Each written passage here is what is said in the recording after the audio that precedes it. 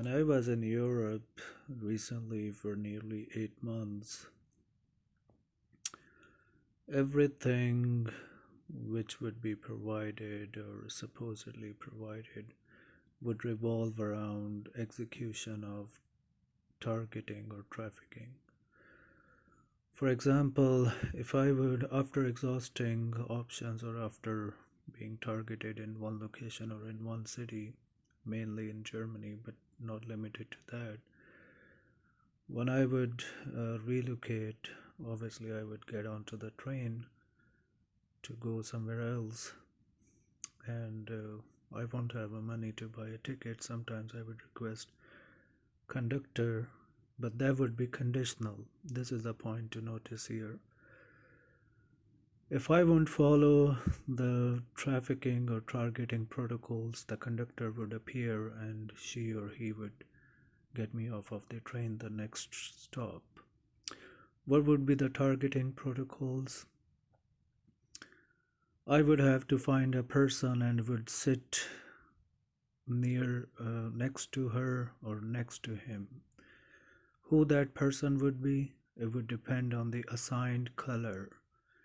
How that color would be assigned, that would depend on what I drank on that particular day. For example, green, yellow, black, or whatever drink or whatever I ate, or the first person I spoke to.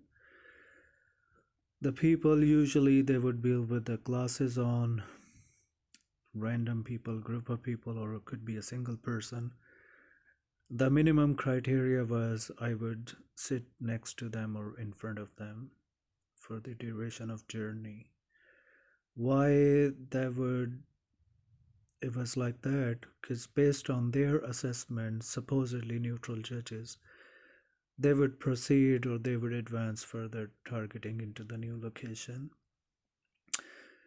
They won't care. I was on the streets for the last 2 nights and I was sleep deprived. The minute I would fall asleep or I would sit separately, either they would start mutilating or targeting me with the frequencies inside the train, or conductor would appear and they would just get me off of the train because obviously I won't have a ticket.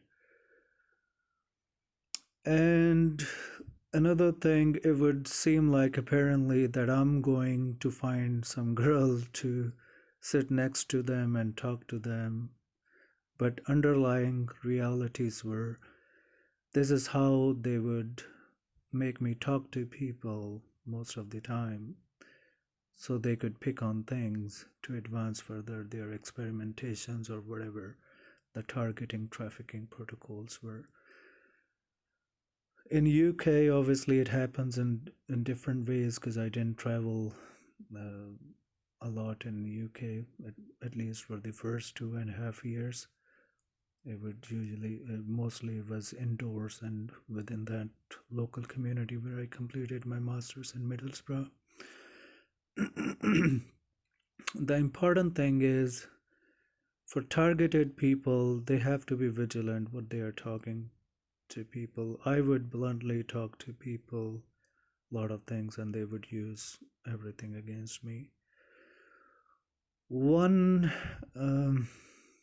sort of little story came to my mind talking to these perpetrators or undercover agents or their third party recruits is that when I was in New Jersey, New York, about 5 years ago, I came across one Pakistani man who I worked a little bit casual work in his shop for a little extra money. He shared his nephew. He had little sort of a tuck shop or grocery store inside the mosque somewhere.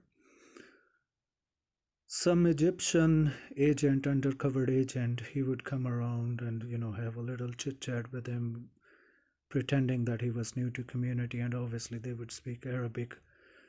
He said he was a Christian, but obviously the language and their get up, everything, it would seem like he was a Muslim.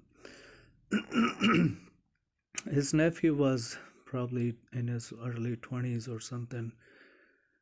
They would talk to them, and he would record everything.